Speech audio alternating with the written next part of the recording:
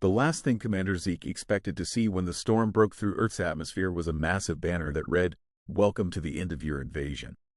For decades, the Thean Empire had been the dominant force in the galaxy, subjugating weaker species and integrating their resources into the Empire's ever-growing hunger for expansion.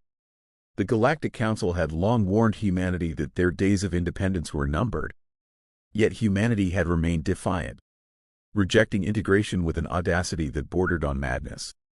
Commander Zeke had been tasked with leading the invasion force, a fleet of ships so vast it blotted out the stars as it approached Earth. The Theans expected a swift and brutal victory, much like every other conquest, but from the moment they breached the atmosphere, something felt off. Zeke's thoughts were interrupted by the sudden appearance of an enormous, sleek vessel rising from Earth's surface, dwarfing the Thean warships in size and sophistication. Its hull shimmered with a technology unfamiliar even to the seasoned commander. "Sir, we're detecting an energy buildup in that ship," reported Lieutenant Sol, his eyes glued to the readings. "It's like nothing we've ever seen before." Before Zeke could respond, a voice boomed through their communication systems, clear and taunting. "This is Admiral Hayes of the Terran Defense Force. You've chosen the wrong planet to invade." Hayes's voice had a chilling calmness to it, a stark contrast to the usual pleas or threats the Theans were accustomed to hearing. Zeke felt an unfamiliar sensation creeping through his veins. "Doubt." "Admiral Hayes," Zeke replied, attempting to regain control of the situation. "Surrender now, and we will show mercy to your people. Resist and face annihilation." Hayes's laughter echoed through the bridge. "You misunderstand, Commander. We are not here to negotiate. We've been preparing for this day. Welcome to Earth, the place where your conquest ends." With that, the Terran vessel unleashed a beam of energy that sliced through the lead Thean battleship, splitting it in two. The bridge exploded into chaos as alarms blared and emergency protocols activated. "Return fire!" Zeke shouted, but even as he gave the order, he knew it was futile. The human ship moved with a grace and precision that defied everything they knew about space warfare. The Thean fleet retaliated, their powerful plasma cannons lighting up the darkness of space. Yet the Terran ship danced through the barrage, its shields absorbing the impact with ease. More human ships began to rise from the planet's surface, each one more advanced than the last. "Commander, we need to regroup," Zal shouted, his voice barely audible over the din. Zeke clenched his mandibles. Retreat had never been an option in their conquest, but this was different. This was a fight they were not prepared for. "All ships, fall back to the rendezvous point. We need to reassess our strategy." As the Thean fleet began its hasty retreat, the humans did not pursue. Instead, they hovered in formation, a silent testament to their newfound power. Back on the Thean flagship, Zeke paced the command deck, his mind racing. How did we underestimate them so drastically? He muttered to himself. "Sir, it appears they've been advancing their technology in secret," Gull replied, still analyzing the data. "Our intelligence reports were outdated. This level of technological development, it's unprecedented." Zeke's eyes narrowed. "Prepare a message to the Emperor.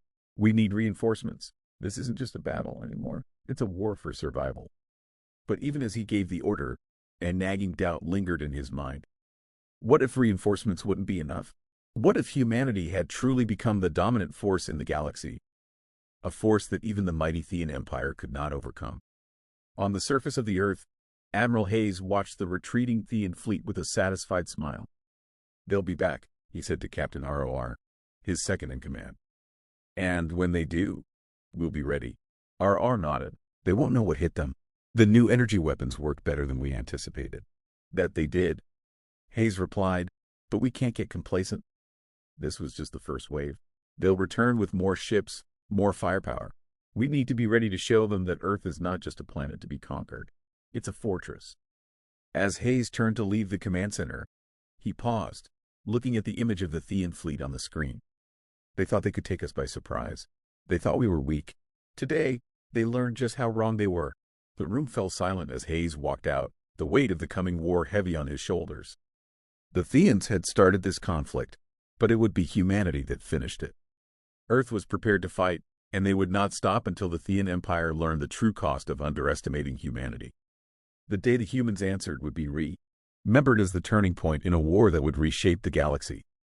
For the first time in history, it was humanity who held the upper hand. The Threx and reinforcements arrived within a week, a vast armada that filled the sensors of every human ship with a relentless stream of data. Admiral Hayes stood on the bridge of the TDF Resolute, the flagship of the Terran Defense Force, as his crew analyzed the incoming fleet.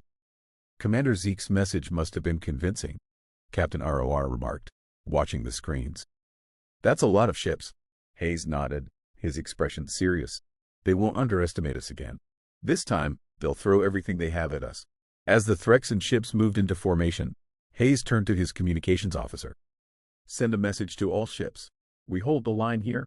No one retreats. This is our home, and we will defend it. The response was immediate, a chorus of acknowledgments from the Terran fleet. Each captain, each crew member knew the stakes. This was not just about Earth. It was about humanity's place in the galaxy. Commander Zeke stood on the bridge of the Thean flagship, the Imperator, studying the Terran formations. The humans have positioned themselves strategically, taking advantage of the planetary defenses and their advanced technology. They've set up a strong perimeter, Exal observed. Breaking through will be costly. Costly or not, we have no choice. Zeke's mandibles clicked in frustration. The Emperor demands victory. Prepare the fleet for a full-scale assault. As the Thean ships advanced, the space between them and the human fleet erupted with the fury of battle. Plasma bolts and energy beams crisscrossed the void, lighting up the darkness with deadly precision. The humans fought with a tenacity that surprised even Zeke. On the Resolute, Hayes watched the Thean assault unfold. Deploy the drones, he ordered. Let's see how they handle our newest toys. From the hangars of the Terran ships, swarms of combat drones poured out, each one equipped with cutting-edge weaponry and autonomous AI. They darted through the battlefield, targeting Thean ships with ruthless efficiency. Drone strikes are effective, sir, reported Lieutenant Kaminsky, monitoring the battle from his station. We're inflicting significant damage on their smaller vessels. Hayes nodded. Good. Keep the pressure on. We need to break their momentum. On the Imperator, Zeke was beginning to realize the true extent of humanity's advancements. Their drones are wreaking havoc on our lines, Incool reported. We need to adapt quickly. Zeke issued rapid orders to his fleet, directing them to focus their fire on the swarms of drones.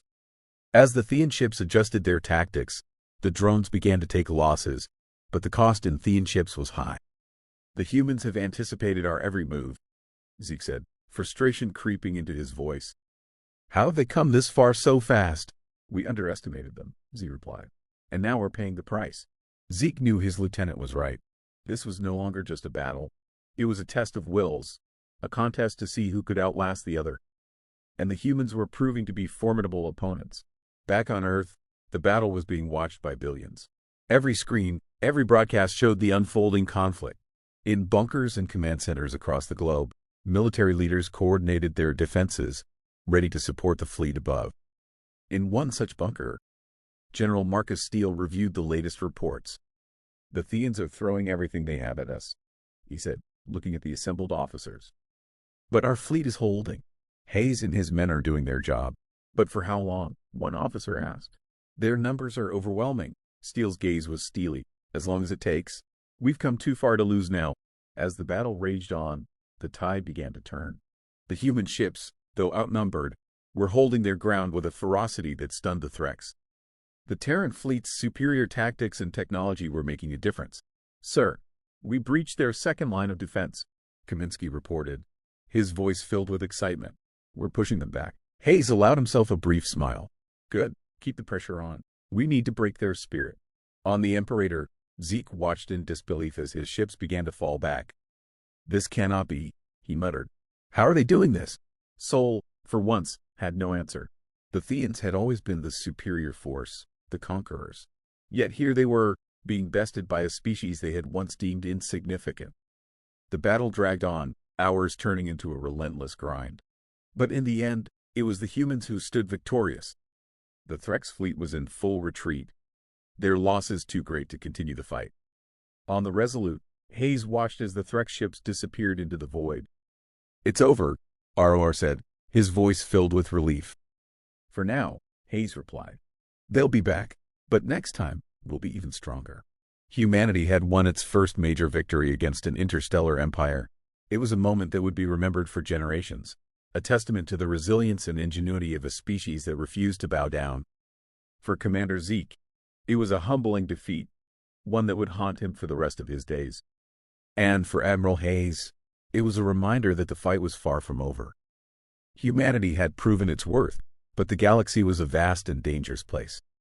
The war was just beginning, and Earth was ready.